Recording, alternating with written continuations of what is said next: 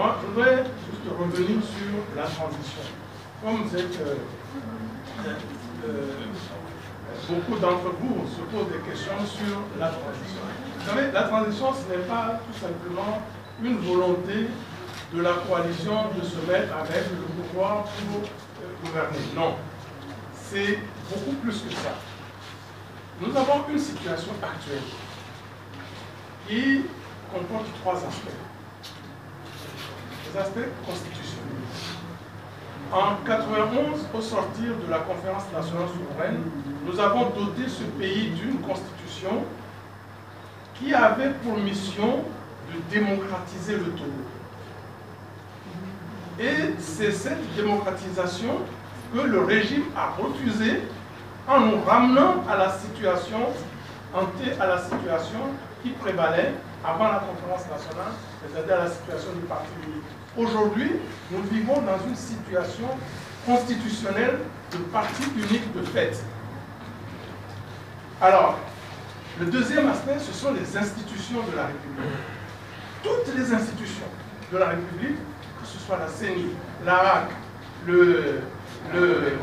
la Cour des comptes, l'autorité de régulation des marchés, l'autorité de réglementation des secteurs des postes de télécommunications, etc., etc. Toutes les institutions de la République sont devenues des instruments de conservation du pouvoir.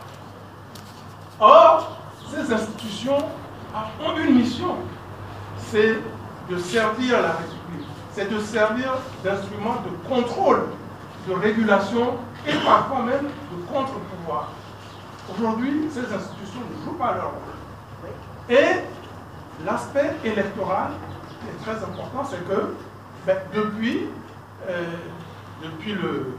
que la transition a échoué en décembre 1991,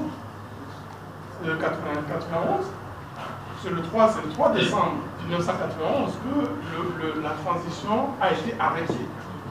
Alors, nous considérons que le cadre électoral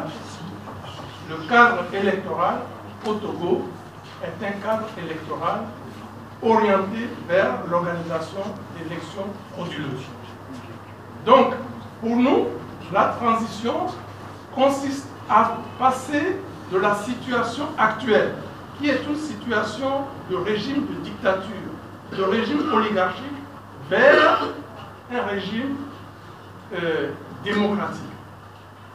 Donc, en corrigeant les trois aspects, les aspects constitutionnels, donc mettre en place des réformes qui font du Togo un pays réellement démocratique, comme le Ghana, comme le Bénin, etc., les pays comme ça. Et sur le plan institutionnel, il faut déverrouiller toutes les institutions pour qu'elles ne soient plus des instruments de conservation du pouvoir. Et puis, voilà, sur le plan électoral, nous demandons une remise à plat du cadre électoral pour que, désormais, les élections permettent de donner un sens au bulletin de vote au Togo. Aujourd'hui, nous sommes dans une situation où, après les élections, généralement, le vainqueur est déclaré perdant et le perdant est déclaré vainqueur. Nous ne voulons plus de ça.